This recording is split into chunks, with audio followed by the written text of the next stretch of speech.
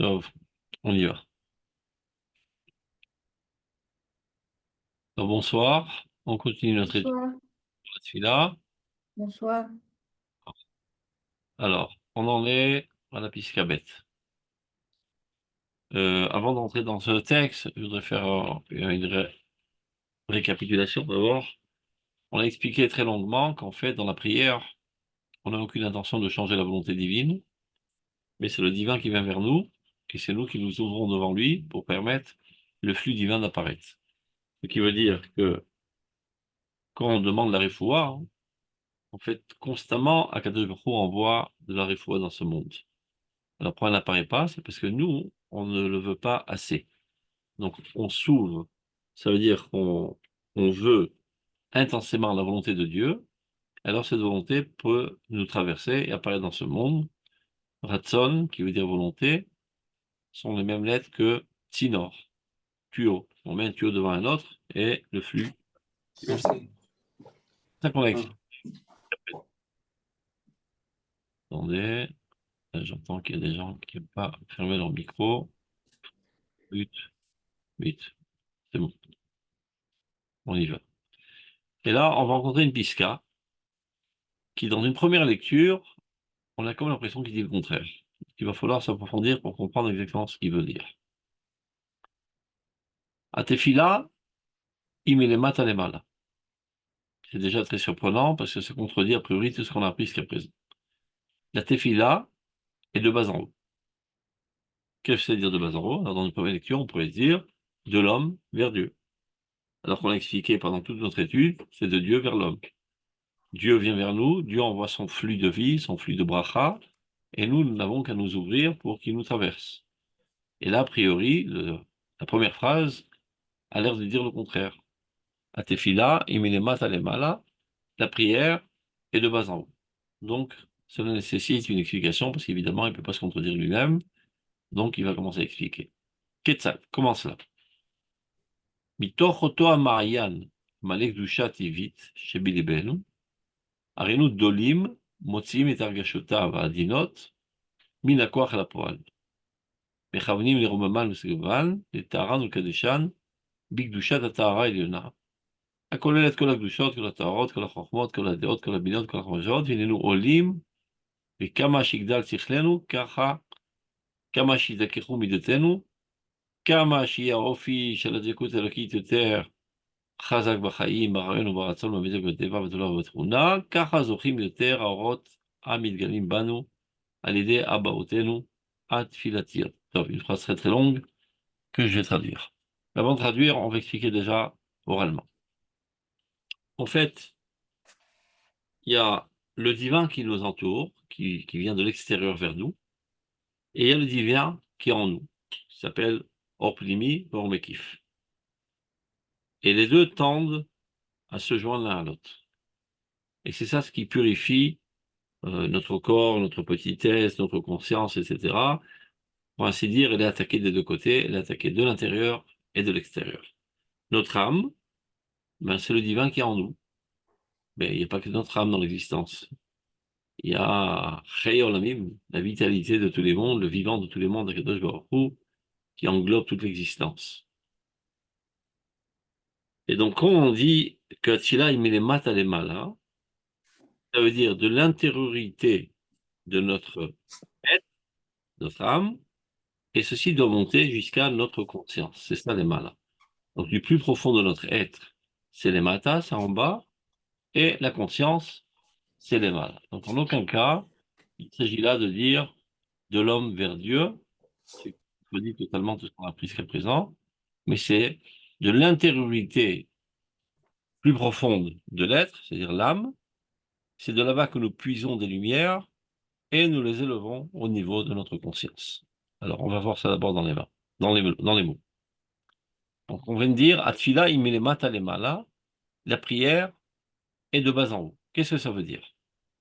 Mitoch Marian, de cette source intérieure, Amalek Dusha Ativit, emplie de sainteté naturelle, c'est notre âme, c'est notre nature, chez Billy Benu, en notre sein, dans notre intériorité. Arenu Dolim, c'est de là-bas que nous allons puiser. Motsiim et Targashota Vadinot, on va faire sortir les sentiments les plus délicats, Minakoach à la poêle, et les mettre à l'œuvre. Mechavnim les Romaman ou Segevan, donc toute notre intention est de les élever, les Taharan, les purifier, les sanctifier, Bigdushat Tahara Eliona, à la lumière de la pureté la plus suprême que nous avons rencontrée dans la Torah. Akolelet Kolakdushat et Kolatarot. Ça, c'est Tahara Eliona, c'est source de toute pureté qui est la Torah.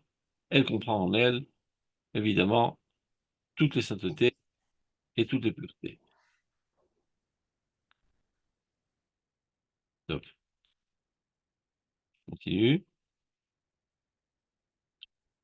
Kol ha-chokhmah de kol ha-deot, toute sagesse, toute intelligence.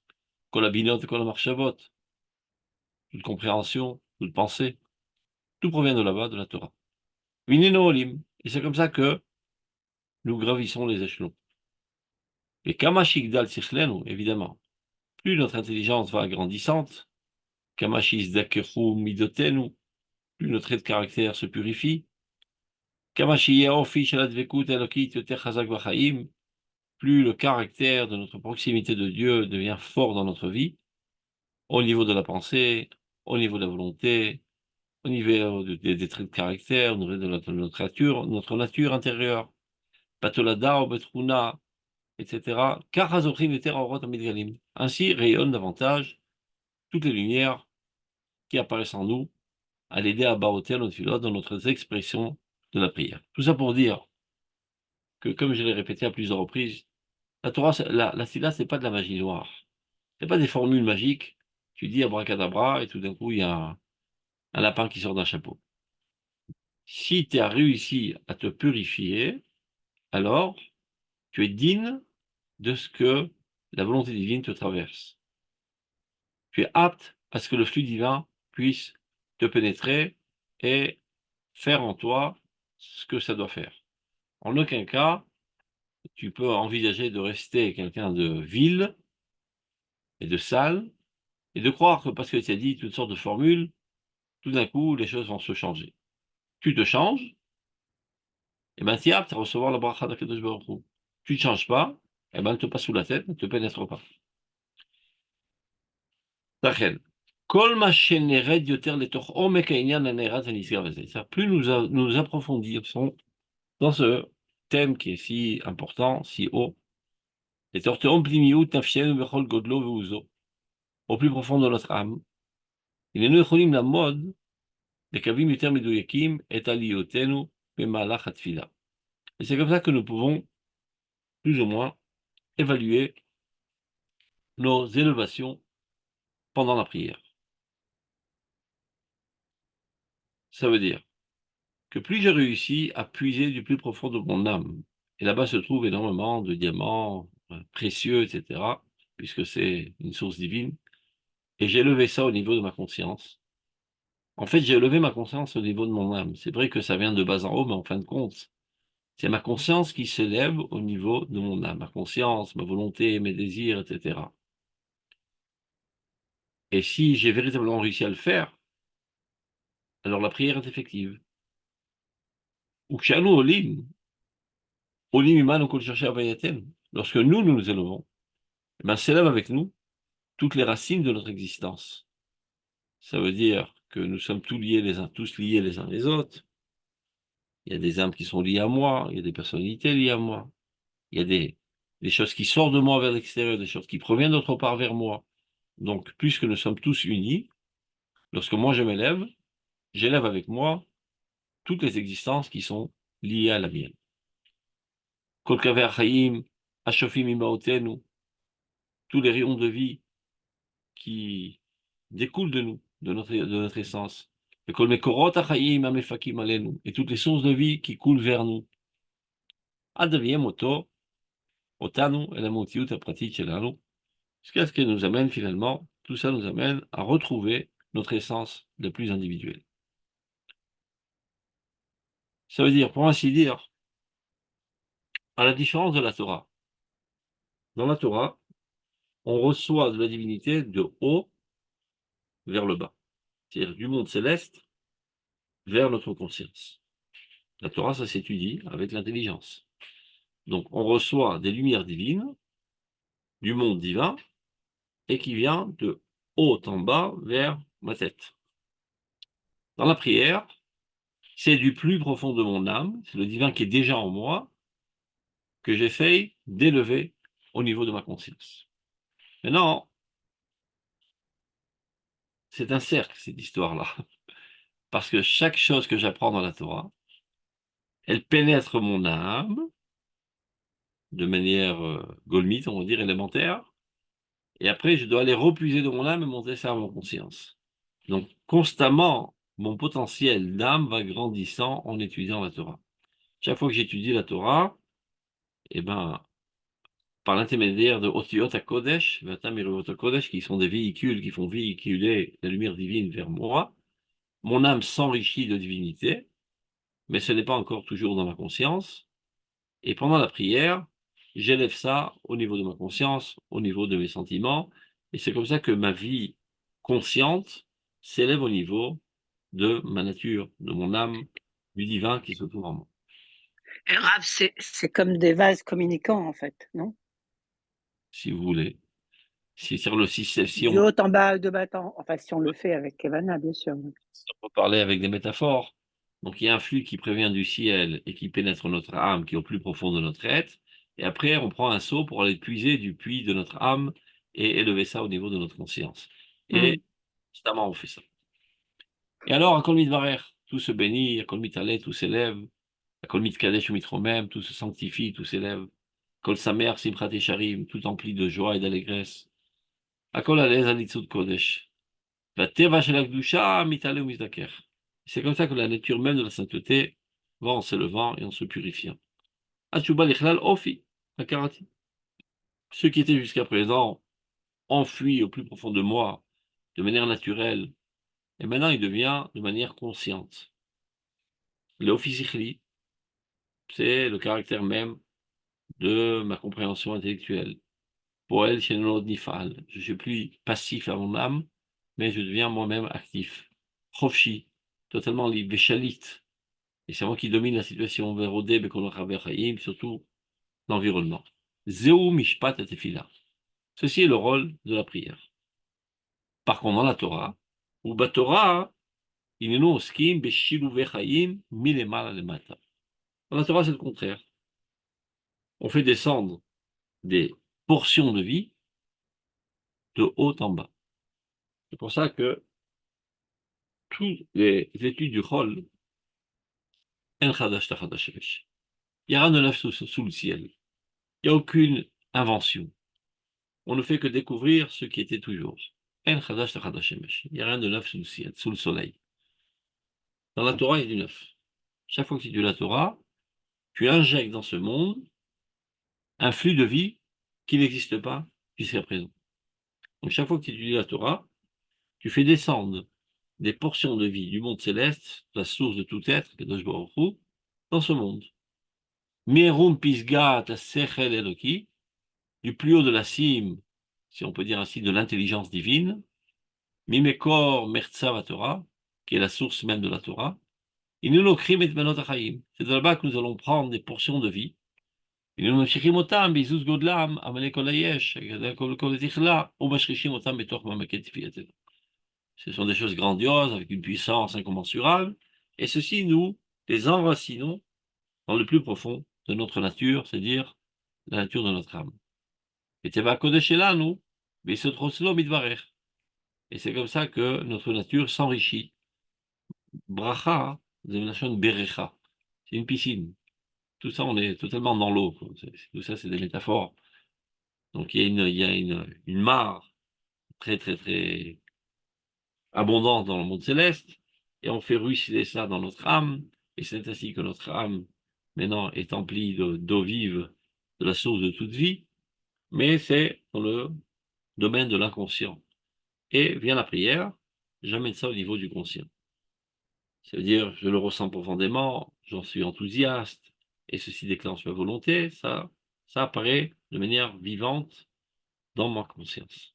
Birkat Shamaim, al Shifat Haora, Abba Alanu. Et c'est comme ça que par la Torah, on apporte toute la bracha des cieux, on fait pénétrer ça dans notre vie. Donc, pour résumer, cette piska qui était un petit peu compliquée, maintenant qui s'éclaircit, parce que dans la première phrase, il y avait quelque chose d'ambigu qui paraissait a priori contredire tout ce qu'on a appris jusqu'à présent, puisqu'il dit Atfila i milemata lemala, la tfila est de bas en haut, donc on aurait pu mal lire et croire qu'il s'agit de l'homme vers Dieu, ce qui contredit tout ce qu'on a expliqué jusqu'à présent. Mais en fait, il veut dire du plus profond de notre âme, c'est ça les matas, on élève ça au niveau de notre conscience. Ça, c'est la prière. Et la Torah, par contre, il est mal à les matins. On fait descendre des portions de vie de la source de tout être, et on fait pénétrer ça dans notre âme. Et après, vient la prière, puise de notre âme, et élève ça au niveau de notre conscience et de notre sentiment. Tov, Piska Gimel, qui est bien plus facile. Rava Chazal Rav Amnuna Deka Marich Betzlute.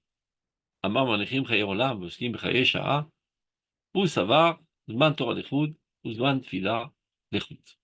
Alors, c'est l'histoire de Rava, qui a vu Rav Amnuna, qui allongeait sa prière, qui priait longuement. Alors il a grondé. Il lui a dit, on laisse tomber la vie éternelle et on s'occupe de la vie passagère et éphémère, parce que comme on l'avait expliqué dans la Piska Aleph, les idéaux éternels, c'est la Torah, et qui viennent, on va dire, arroser notre vie quotidienne, c'est la Tfila. Donc, tu laisses de côté la chose la plus importante, parce que si tu pries longuement, sans aucun doute, ça vient au détriment des heures que tu aurais pu investir dans l'étude de la Torah. Et donc, il a grondé Rav Amnuna en lui disant, mais c'est quoi cette histoire-là? Malechim Cheyolam Voskim Chayesha. Tu laisses tomber le monde éternel, les idéaux éternels qui figurent dans la Torah, pour t'adonner à quelque chose de passager, de la prière, de ta vie quotidienne. Et pourquoi Rav Amnuna s'est comporté de la sorte? Eh bien, lui aussi, il avait sa manière de voir les choses. Donc, son argumentation est de dire Zman Torah Lechut, Zman Tfilah Lechut. Il y a un moment pour la prière et il y a un moment pour l'étude de la Torah. Chaque chose en son temps.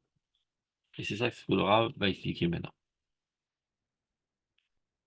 התורה תיתן לאדם תמיד השגות שכליות הנובעות חדשות בכל עת ואמיתיות קיימות לעד במקור האמיתי. Donc, le rôle de la Torah est de donner à l'homme des conceptions intellectuelles qui proviennent de la source la plus haute et des vérités qui sont toujours vraies de manière éternelle. Ce sont les idéaux éternels. Ça, c'est la Torah. C'est pour ça qu'on l'appelle Chaye Olam. Chaye Olam, Shanetouim Betochen. Par contre, à Tefila, Ta'asok Lo Beodat Idiot Hadashot. Il y a rien de neuf dans la prière. C'est pas que tout d'un coup, j'ai ouvert mon sidour et j'ai découvert une super nouvelle. Eh ben non, c'est la même chose qu'on répète tous les jours. Donc, il n'y a pas de tridouche. Il n'y a rien de neuf. Donc, à Tefila, Ta'asok Lo Beodat Idiot Hadashot. Elle ne s'occupe pas de choses nouvelles, Tefila. Ve'asharat Sechel Adam Amitiutan. Elle ne vient pas non plus enrichir l'intellect humain de toutes sortes de vérités nouvelles. Ki'im, mais plutôt, donc quel est le rôle de la prière? להשתמש בחלקן של הידיעות הידועות וגבוהות, ולהעמיד בכוח הרגש את הרושם של הידיעות המוסריות על כוחות הנפש. C'est-à-dire, qu'est-ce que fait la prière? Elle va les prendre, se servir de quelques connaissances qu'on a acquis pendant l'étude de la Torah, et les faire pénétrer dans le monde de notre sentiment. Donc il n'y a aucun chidouche. C'est des choses connues, c'est pas que tout d'un coup tu as ouvert ton sidour, tu as lu Bon, Patachem, Kabet, Israël, ou j'ai découvert l'Amérique, je viens d'apprendre une nouvelle donnée qu'il est important que les Juifs soient en Eretz Israël. Bon, ça fait depuis 50 ans que je le sais. Alors qu'est-ce que fait la prière? Cette connaissance que tu as de manière intellectuelle et froide, on va dire, pendant la prière, tu la fais pénétrer dans le monde de tes émotions pour la vivre intensément. Et pour que cela déclenche finalement ta volonté d'agir dans ce sens et d'œuvrer toi-même pour le Kibbutz Galayot, la réunion des exilés. Alken ou trou batefila, Teharim Lashem Yitbarach. Une fois qu'on a compris cela, que le rôle essentiel de la prière est de t'amener à une situation d'émotion, c'est ce qui explique que dans la prière, on trouve une certaine légèreté à se servir de qualificatifs concernant la divinité, et de surcroît des qualificatifs humains. Il y a El Agadol, Gibor, Nora. Oh, le Dieu, si grand, si fort et si redoutable. Et combien qu'il est grand, et combien qu'il est fort, et combien qu'il est redoutable. Mais tout ce que tu dis, c'est un blasphème. Parce que tout mot que tu viendrais dire envers la divinité, ce n'est qu'un mot. Et un mot, ça se dit en hébreu mila. Mila, c'est la chose l'amour, c'est comme faire le brit mila. C'est quelque chose qui découpe, qui définit.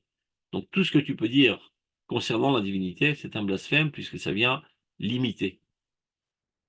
Et à plus forte raison que tu donnes des qualificatifs humains. Tu dis les yeux de Dieu, le cœur de Dieu, sois miséricordieux envers nous, etc. Toutes sortes de termes qui sont pas tout à fait exacts pour le moins qu'on puisse dire, et qui peuvent porter à confusion et de commencer à croire que Dieu a des caractères humains, un corps humain et des traits de caractère humain, etc., etc. D'ailleurs, il y a pas mal de gens qui sont tombés dans le panneau. À l'époque du Rambam, euh, en témoigne le Ravad, la quasi-totalité des Juifs, y compris les rabbins, pensaient que Dieu avait un corps. Ça nous paraît aberrant aujourd'hui, évidemment, après le travail acharné du Rambam qui nous a éduqués à cela, que Dieu n'a pas de corps. Aujourd'hui, on a du mal à digérer cette histoire, ce que raconte le Ravad, qu'il fut un temps où des rabbins pensaient que Dieu avait un corps. Mais le Rambam n'a pas fini son boulot parce qu'il a dit, ben, le corps, c'est Bagouf aussi. C'est pas qu'il n'a pas de corps, seulement il n'a pas de trait de caractère humain. Et ça, on est encore loin du compte parce qu'il y a pas mal de juifs, et donc ne parlons pas d'égoïme, qui pensent véritablement que Dieu a des traits de caractère humain, c'est-à-dire qu'il s'énerve, il est capricieux, et il aime bien qu'on le flatte, qu'on le supplie, et que il se venge, et que il est miséricordieux.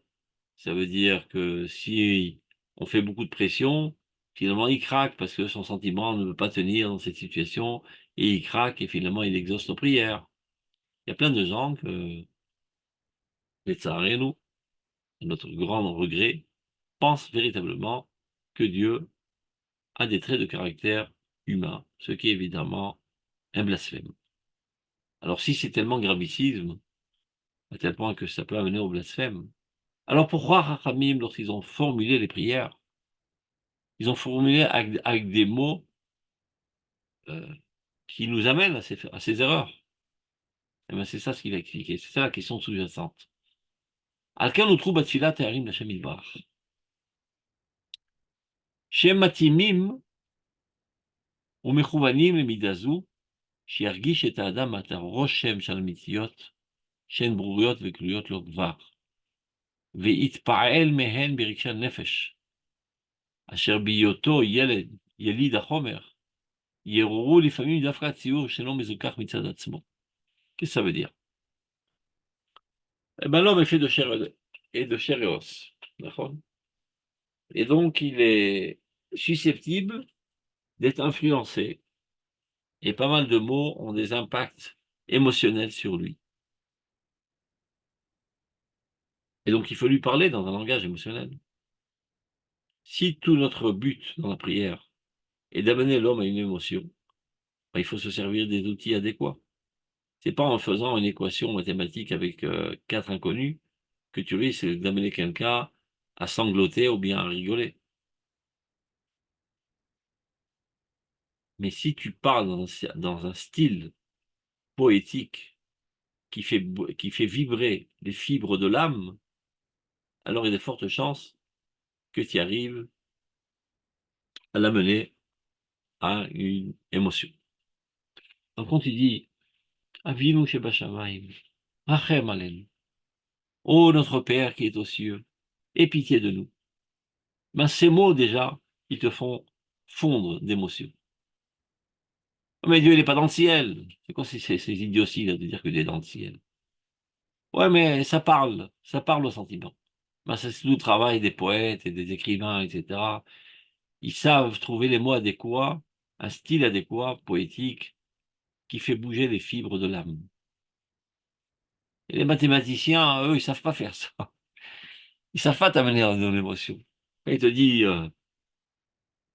x au carré plus y au carré égale, entre parenthèses, x plus y, entre parenthèses au carré, égale x au carré, plus y au carré, plus 2 fois xy. Ouais, et ça m'a bougé quelque chose dans le cœur. Rien. Top, j'ai compris. J'ai compris la formule et je sais l'appliquer avec des chiffres. Et c'est pas ça qui va me faire pleurer, c'est pas ça qui va m'enthousiasmer, etc. Ce sont des connaissances froides que j'emmagasine dans ma mémoire, mais qui n'ont aucune influence sur mes sentiments.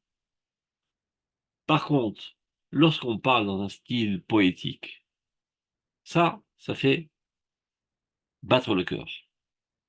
Et comme le rôle de la prière est d'arriver à une émotion, comme il est dit, ou l'ovdo bechol levavchem, vous le servirez de tout votre cœur. Et pourquoi doit-on arriver à une émotion? Ben parce que Dieu connaît bien ses hommes, et encore plus ses juifs, que quelque chose dont tu es ému déclenche ta volonté. Quelque chose dont tu n'es pas ému ne déclenche pas ta volonté. Quand un enfant a envie de quelque chose, eh ben il a une volonté de faire pour le faire. Et quand il n'a pas envie, vous pouvez le saouler toute la journée, il ne le fera pas. C'est pas parce qu'il comprend intellectuellement le besoin, la nécessité, etc., qu'il va le faire. Quand tu es enthousiaste, tu le veux. C'est comme ça que l'homme est conçu. Et qu'est-ce qu'on veut en fin de compte? C'est que tu veuilles le bien. Et pour t'amener à vouloir le bien, je dois t'enthousiasmer du moins. Une fois que j'ai réussi à t'enthousiasmer, j'ai fini mon boulot. C'est parti. La machine est en marche. Ton enthousiasme va déclencher ta volonté. Donc là, Chochmat Hashem. C'est-à-dire en fait ce qui est élucidé dans cette piska, qu'est-ce qui est plus important? L'étude de la Torah ou la Tfila? Rava, à son avis, l'étude de la Torah est plus importante. Et a priori, Rav Hamnouna pense que la Tfila est plus importante. Top. On va voir s'il y a véritablement une contradiction. Mais pourquoi on étudie la Torah? Pour que la volonté de Dieu apparaisse dans ce monde. Donc on doit la connaître, cette volonté. Donc on étudie la Torah pour être imbibé de la volonté de Dieu, pour que finalement, nous aussi, on veuille la volonté de Dieu. Et c'est comme ça que la volonté de Dieu apparaît dans ce monde. Mais comment m'amener à vouloir? En priant. Donc le paroxysme de la Torah, c'est la prière. Qu'est-ce qui fait que la Torah apparaît dans ce monde à travers les hommes? C'est la prière. Donc, dit Rav Hamnouna, il faut que je prie au maximum, le plus longuement possible, et que je m'enthousiasme au maximum pour que la volonté de Dieu apparaisse dans ma volonté et que j'œuvre dans le sens de la volonté de Dieu. Que moi-même, je réalise le projet divin. Alors, quand tu essaies de comparer de manière absolue, évidemment que la Torah est une valeur absolue bien plus haute que la prière. Mais quand tu veux parler au niveau de la réalisation, ben, la prière, c'est ce qui permet la réalisation de la Torah. Parce que Dieu nous a pas fait savoir ses volontés pour qu'elles restent dans le ciel. C'est pour que nous les appliquions dans ce monde. Et bien, pour pouvoir les appliquer, encore faut-il vouloir les appliquer. Et pour pouvoir vouloir les appliquer, encore faut-il d'abord être enthousiasme. Et ça, c'est le rôle de la prière. Donc, puisque c'est la finalité de la prière, d'amener l'homme à un enthousiasme pour que finalement ceci déclenche sa volonté, Chachamim se sont permis des écarts de langage. Ça veut dire, ils ont renoncé à la précision pour arriver finalement à t'amener à être ému. Et il s'avère qu'avec des mots trop précis concernant la divinité, de dire qu'il est la cause de toutes les causes, etc., c'est pas ça qui va m'émeurer. Mais quand je dis, oh mon Père qui est dans les cieux, etc., ça me fait battre le cœur. Top, mais d'un autre côté, ça t'amène à confusion. Ça risque de te faire croire que Dieu, véritablement, il est impressionné par nos supplications. Et ça risque de croire que Dieu a des yeux et des oreilles, etc., puisqu'il y a marqué du plus haut de tes cieux, regarde-nous, du plus haut de tes cieux, écoute-nous, etc., etc. D'accord. Eh ben, on s'occupera des effets secondaires avant et après la tefila. Mais ce qui m'intéresse, c'est que pendant la prière, tu arrives à être dans une situation d'émotion. Et après, comment corriger les effets secondaires qui risquent de naître du fait que je me suis servi d'une telle formulation? Ben, c'est pour ça qu'on étudie maintenant, pour nous euh, nettoyer la cervelle de ces fausses conceptions de croire que Dieu a un corps, que Dieu a des traits de caractère, etc. Donc c'est ce qu'il explique maintenant, regardez dans les mots. C'est la raison pour laquelle, dans la prière, ont été permis des qualificatifs concernant la divinité. Et de surcroît, comme j'ai dit, des qualificatifs qui, a priori, sont des qualificatifs humains. Ce sont les mots les plus adéquats pour amener à l'homme une situation d'émotion. Et à Roshem Shalamitiot, pour que les vérités qu'il a acquis dans la Torah pénètrent aujourd'hui, maintenant, son cœur. Shen Burot Vegluyot Logvar. Ce ne sont pas des nouvelles connaissances, c'est des choses qu'il connaît, qui sont claires depuis bien longtemps. Veit Parel Mehen, afin qu'il en soit ému. Beriksha Nefesh, dans les sentiments de son âme. Asher Bioto Yelit Romer, car du fait même qu'il est fait de matière, de chair, de sang, Yororo les famim, Dafkatsur Shenom Mezukach Mitzadatzmo. Il peut arriver, on ne va pas dire toujours, que ces formulations qui ne sont pas exactes ont plus d'effet sur lui au niveau du sentiment que des formulations précises et exactes concernant la divinité. Donc, Chazal ont dû faire un choix et trancher dans la chair vive. Qu'est-ce qui vaut mieux? Amener l'homme à une émotion dans le risque qu'il croit, Chazvé Shalom, que Dieu est un corps et qu'il ait des traits humains, ou bien parler de manière précise, sans prendre aucun risque qu'il arrive à ces idioties, mais sans réussir à l'amener une émotion. Donc ils se sont dit, on prend le risque. L'essentiel, c'est Oulovdo Bechadabafrem. Et après, on corrigera les effets secondaires. On continue. Vina Sechel Mitzad Erkoa Rouhani, Maspikalo al Chavat Adat Beatzma. ולא צריך להשתדלות הזאת של העמקת הראש המנפשי. C'est-à-dire l'intellectualisme lui-même, eh ben, ça lui suffit l'accumulation de connaissances, l'élargissement des connaissances. Et il n'a pas besoin qu'on investisse énormément pour faire pénétrer, avoir un impact au niveau de l'âme. Là, j'ai compris, ça va. Des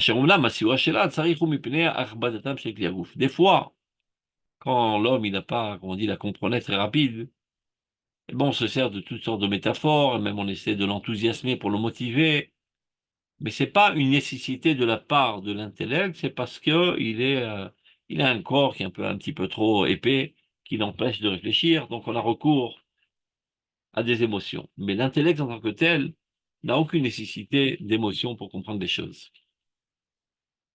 Alken, tochna shel tfila, ou lo be'etzem ha'amitiot hanitzriot hakayamot. Donc il est bien clair que le contenu essentiel de la tfila, ce ne sont pas les vérités qu'on dit pendant la prière.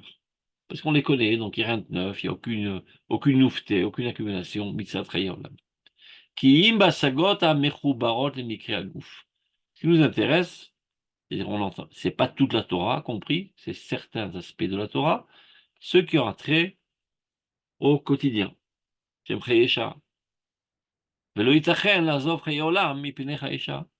telle était la réprimande de Rava. Il dit, mais on ne peut pas concevoir qu'on abandonne les idéaux éternels pour des besoins quotidiens éphémères. Omlam. Maintenant, réponse. Pour argumenter le comportement et légitimiser, on va dire, le comportement de Rav Amnoun. Cependant, on sait très bien que concernant l'étude de la Torah, on a un axiome de base qui dit la chose suivante. Le'olam ilmad adam ma shelebo chavetz. On a une directive de Chachamim que l'homme doit toujours étudier ce que son cœur désire. Et ben, dans la Torah, il y a un menu très très vaste et très diversifié. Il y a énormément de disciplines dans la Torah. Tu peux étudier le Chumash, tu peux étudier le Navi, tu peux étudier la Mishnah, la Gemara, le Shulchan Aruch, les livres d'Emouna, la poésie. Il y a énormément de disciplines dans la Torah. La Kabbale, le Merkar, la Chassidut. Il y a énormément de disciplines dans la Torah. Quoi étudier? Ce qui te fait vibrer le cœur. Tu ne peux pas étudier la Torah à contre-cœur. Ce n'est pas un luxe d'étudier la Torah en enthousiasme, c'est une nécessité. Si tu étudies la Torah à contre-cœur, à longue échéance, tu en arriveras à un dégoût de la Torah et une haine de la Torah et une haine de Dieu. Donc, directive de Chazal, l'homme, pour développer son appétit de la Torah, eh bien, qui commence à manger des aliments qui lui sont agréables au palais. Alors, s'il aime étudier le prophète, eh bien, qu'il étudie les prophètes. C'est ça qui l'enthousiasme, c'est ça qui lui rajoute de la crainte de Dieu, de l'amour de Dieu, eh bien, qu'il étudie les prophètes. Et une autre personne qui est plus, on va dire, pragmatique, technique, lui, quand il étudie la halakha, ça lui procure une satisfaction intense. Eh bien, qu'il étudie la halakha. Évidemment, un Talmid Chacham doit tout étudier. On parle de quelqu'un qui, de temps à autre, fixe des heures pour l'étude de la Torah. Mais ce qui nous intéresse, c'est que par le biais de l'étude de la Torah, il en arrive à plus de crainte de Dieu, plus d'enthousiasme pour appliquer les mitzvot, plus d'amour de Dieu. Et si tu l'obliges d'Afka à étudier quelque chose qui lui prend la tête, eh bien finalement, il va haïr la Torah et haïr Dieu. Donc, l'Olam Ilma de Dam, Machilebo Chafetz. Et même pour un Talmid Chacham, il faut savoir qu'on ne naît pas Talmid Chacham, on est comme tout le monde, et on progresse petit à petit. Donc, dans ses premiers pas, lui aussi, pour développer son appétit de la Torah, ben, qui commence d'abord par des aliments alléchants de la Torah, qui lui font sortir de la salive. Donc, s'il a une tendance forte vers une certaine discipline de la Torah, pas grave, dans un premier temps, ben, qu'il y investisse la majorité du temps. Après, il doit comprendre qu'il n'est pas normal, qu'il doit se régulariser. Alors, supposons que quelqu'un a une tendance vers l'étude de la Emouna plus que de la Gemara, ben, c'est pas grave, dans les premières semaines, les premiers mois, même qu'il est à la yeshiva, même qu'il étudie 10 heures par jour d'Emouna et 2 heures de Gemara. Après, petit à petit, il va se régulariser. Il va faire 9 heures d'Emouna et 3 heures de Gemara. Et après un mois, 8 heures d'Emouna et 4 heures de Gemara, jusqu'à qu'il se régularise à une situation normale où la majorité du temps, il étudiait la Gemara et 2 heures par jour la Emouna, un truc comme ça. Donc on a un klal comme ça. On a un axiome de base, une directive pour réussir dans l'étude de la Torah. Chachamim nous ont dit, leur l'âme, ilmadadam, mashelibo, chafetz. Toujours, l'homme doit étudier ce que son cœur désire. Et pourquoi? Ki anetia ruchanit apenimit tanchet adam bederech hamesharim. Là, il faut savoir que ce désir d'une des disciplines de la Torah n'est pas constant. Un jour, j'ai plus envie de ça, et un jour, j'ai plus envie de ça. Ben, c'est exactement comme dans le corps. Parfois, pendant le repas, j'ai envie de manger quelque chose de salé. Et parfois, j'ai envie de manger quelque chose de sucré. C'est pas par hasard. C'est parce que ton organisme manque de sel, et c'est ça qui développe en toi une envie de manger un gâteau salé. Et là, ton organisme manque de sucre, et c'est ça ce qui te donne envie de manger quelque chose de sucré. Bah, à moins que tout soit déglingué dans ton organisme. Mais quelqu'un qui est encore normal, normalement conçu, sain de corps, eh ben, il peut s'appuyer sur ses envies, sachant qu'elles dévoilent ses besoins objectifs de son corps. Alors, de même dans l'âme, puisque le corps n'est que on va dire, la projection de l'âme, ce qu'on trouve dans le corps se trouve d'abord dans l'âme. Alors, de même que le corps a besoin d'être alimenté. Il lui faut des protéines et des lipides, etc., etc.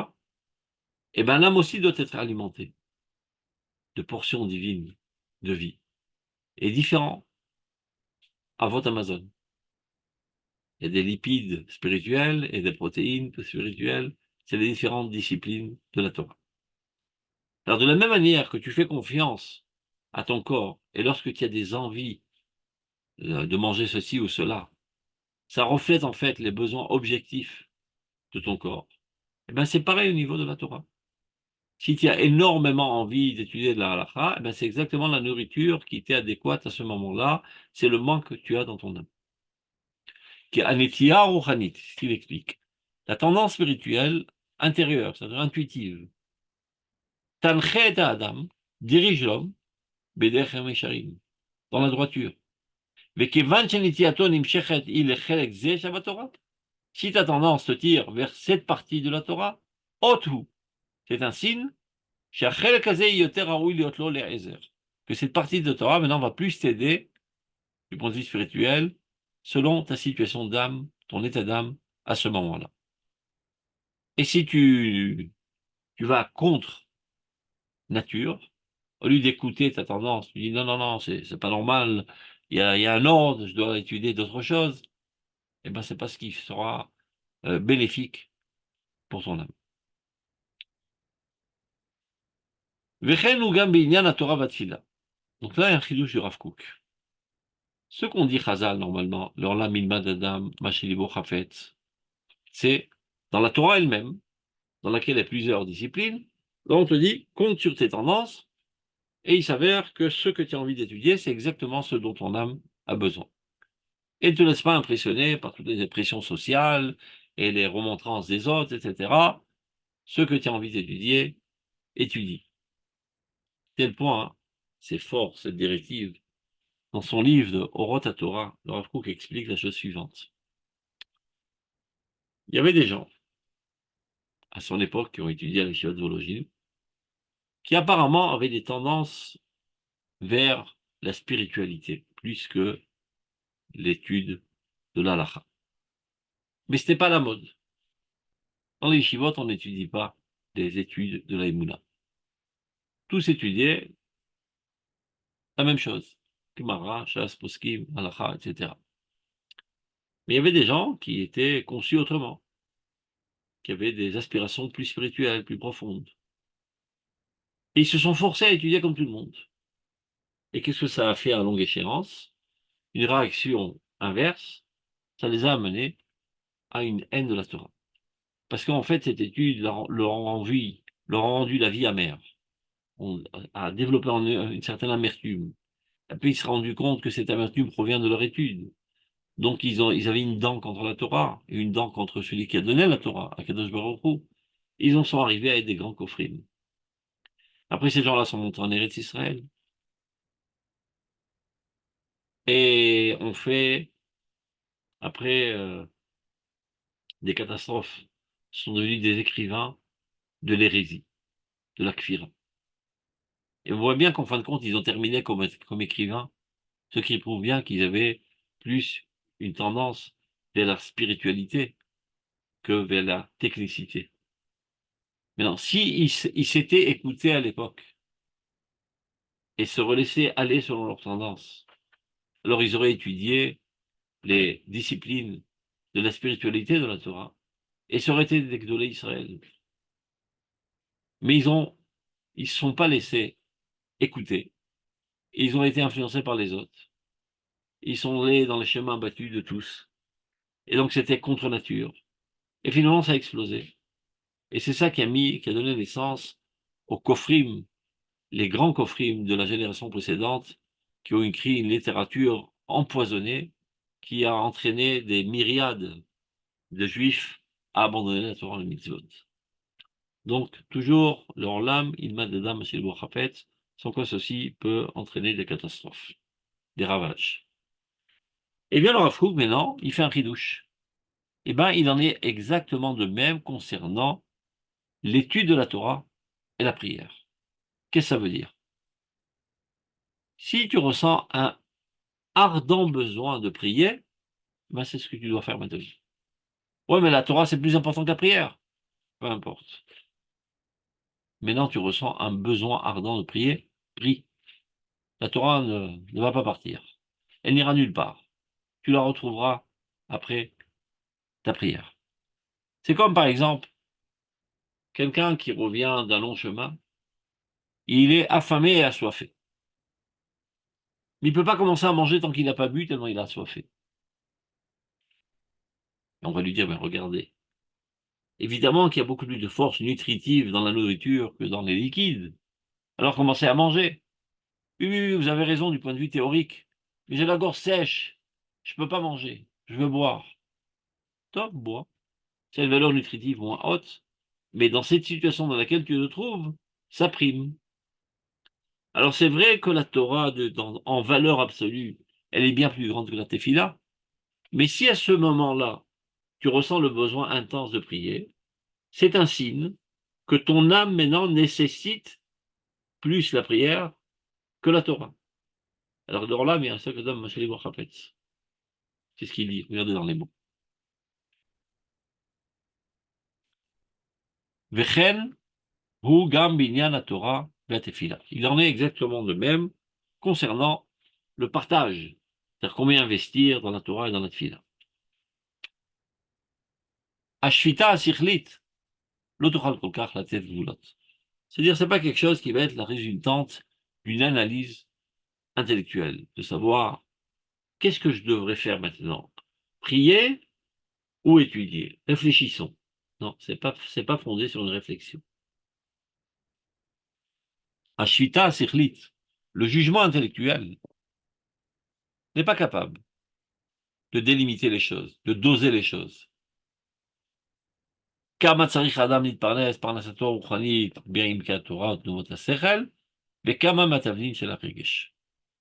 l'homme doit être alimenté par cette alimentation spirituelle dans les profondeurs de la Torah et tous les développements intellectuels qui en découlent, et combien il doit être alimenté, regardez comment il appelle ça, le Rav Kook, mais à tavlin shel regesh, de l'épice sentimentale. Ça veut dire, quand tu manges, ben, l'essentiel, par exemple, c'est ton steak, disons. Ouais, pour qu'il soit mangeable, je mets du sel, je mets du poivre, etc., pour que ça glisse mieux dans la gorge. Mais évidemment, la nourriture essentielle, hors Torah, c'est la Torah. Mais pour que ça glisse mieux, que ce soit absorbé mieux, intégré mieux dans ma personnalité, j'ai besoin d'une épice, qui est la prière. Donc quand tu compares, mais évidemment que ce bout de viande a une valeur nutritive bien plus que le sel, le camoun, etc. D'accord. Mais maintenant, j'ai besoin de cette épice. Et sans ça, je peux pas commencer à manger. Parce que gambaiser, alors si ça peut pas être jugé du point de vue intellectuel, combien doser et qu'est-ce qui prime à ce moment précis, etc. Gambaiser tantrian etia penimitz. Eh ben, tu peux t'appuyer sur ton intuition profonde, ta sensation intérieure. Et personne ne peut te donner de conseils. Personne ne peut te dire, ah non, maintenant tu ne devrais pas avoir soif. J'ai soif, ne me prends pas la tête. C'est pas une question de réflexion intellectuelle. C'est un ressenti intérieur que seul moi ressens et personne d'autre peut me conseiller. Même pas ma cervelle peut me conseiller. C'est mon être entier qui ressent ce besoin. Parce que Gambézé, anetia, tanché, anetia, pnimit.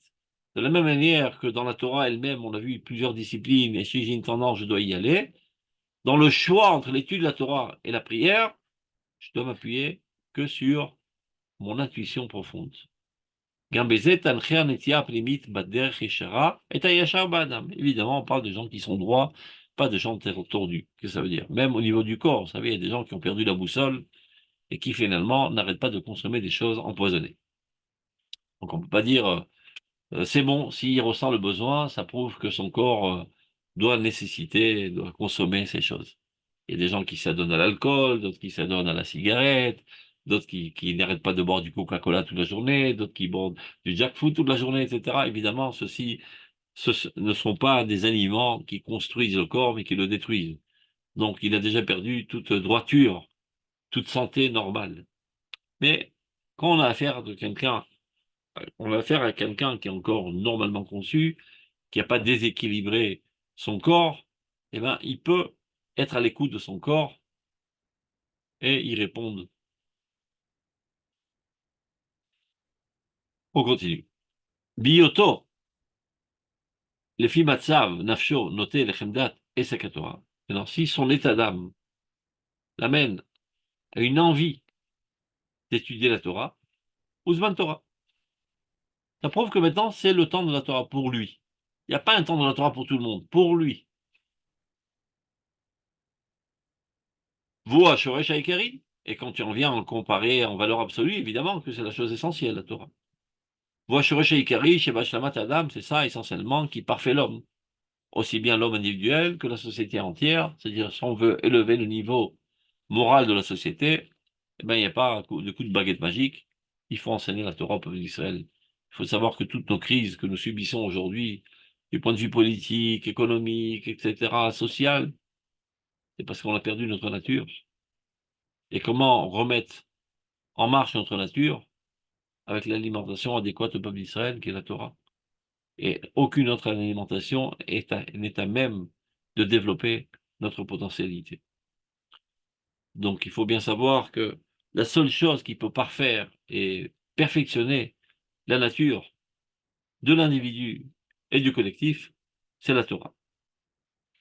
Ou bioto margish ba'atzmo bisman minazanim. Si par contre il ressent à un certain moment, shunotel chefetz hagagouim, adrushim vechavat atfila, tout d'un coup il ressent un languissement profond de Dieu, une envie intense d'être en proximité de Dieu, d'être dans les bras de Dieu. Shunotel chefetz hagagouim, adrushim vechavat atfila, veshirat nafsho, et de déverser son âme devant Dieu. Alpi midat ha'aryesh, évidemment, c'est une démarche sentimentale. Ou hot, ben ceci est un signe. Chez les filles Matzav Nafsho, c'est-à-dire sa situation actuelle, Ota Truna Nechutzalo Yoter Mashalom Acheret. Eh ben ceci, c'est ce qui est le plus adéquat. Bien que ce soit en valeur absolue une nutrition moindre que la nutrition de la Torah, mais à ce moment-là, c'est le plus optimal. C'est exactement ce dont il a besoin et qu'il ne soit pas influencé par toutes sortes de tensions environnantes ou une honte ou je sais pas ou que sa cervelle lui ordonne de faire autrement. Mais de côté de ton cervelle, c'est pas le moment d'écouter ta cervelle. La cervelle, elle n'a pas toujours son mot à dire. Et certaines situations, il faut être plus à l'écoute de ses intuitions profondes. Afalpi shirama mimenu. Donc, ne pas s'adonner à une autre discipline, comme la Torah par exemple, bien qu'elle soit plus haute. Donc, Zman Torah lechut, et Zman Tfila lechut. Le temps de la Torah seul et le temps de la Tfila seul. C'est ça ce qu'a répondu Rav Hamnouna à Rava. Quand Rava a grondé Rav Hamnouna parce qu'il allongeait trop sa prière, argumentant que la Torah est une valeur absolue bien plus grande que la prière, donc est-ce que tu gaspilles du temps pour la prière au détriment de l'étude de la Torah? Il lui dit, non, tu as raison de manière théorique, absolue, mais il y a un temps pour chaque chose, et maintenant je ressens un besoin intense de prier, de me languir de Dieu, de m'embrasser, de m'enlacer avec Dieu. Et c'est ce dont j'ai besoin pour la perfection de mon âme à ce moment même. Donc, Zman Torah Lechud, Zman Tfila Lechud. Et la Shazmanim Aklalim, Akvuim la Tfila, Nikvur al Pimidat Akla. Alors, vous me direz, alors pourquoi il y a des temps fixes pour Shachrit, Mincha, Arvit? C'est ce qu'on avait expliqué dans l'épiscope précédente. De manière générale, ce sont les besoins du collectif à ces heures-là. Comme on l'avait expliqué, tu te lèves le matin, tes forces sont endormies, donc il faut les éveiller, partir de la charcrit, et tu t'apprêtes à sortir dans la rue et de rencontrer toutes sortes de choses moches et viles et attrayantes qui risquent de te faire trébucher, donc attache fortement tes acquis spirituels à ta personnalité. Donc ce que Chachamim m'ont fixé, ces heures-là de Shachrit bin Chayavi, car de manière générale, ce sont les besoins de tout homme à ces moments-là. Mais à part cela, il y a des ultras. Donc, אלא שהזמנים הכלליים, הקבועים לתפילה, נקבעו על פי מידת הכלל. שראוי אז liot noté bahem netfila, c'est-à-dire normalement il serait souhaitable et convenable qu'à ces moments-là, on ressente ses besoins. Et sinon, eh ben, commençons à guérir pour arriver à ressentir ses besoins à ces moments-là et de prier de manière réussie et non pas comme une corvée. Shelo yeh, comme on l'avait dit, filat keva, qui sans aucun doute n'est pas exaucé. C'est clair? Il y a des questions? Non, si tout est clair. Non, c'est très clair, Rav. Non, mais bon, Hachem, donc on arrête là pour aujourd'hui. On doit aller à la C'est bien manifestation. expliqué, hein. Ceux qui peuvent, je vous conseille vivement d'aller à la manifestation près de la Knesset pour renforcer le gouvernement et notre cher Roch Memchala, qui ne succombe pas aux pressions des faiblards sentimentales et aux pressions des Américains qui ne cherchent que notre mal pour céder aux Les Français, et édifier un État palestinien et de libérer tous les criminels dans la rue. Donc, tous ceux qui peuvent, aller à la manifestation qui commence à 7 heures. C'est pour ça que j'arrête maintenant pour y aller. J'habite à quelques minutes. Merci beaucoup. Daraba, Daraba, Shabbat Merci Shalom, Rav. beaucoup. Draba. Betzlacha, avec la manif. D'accord, shalom, shalom. Ah, hop, end. C'est pour Quoi?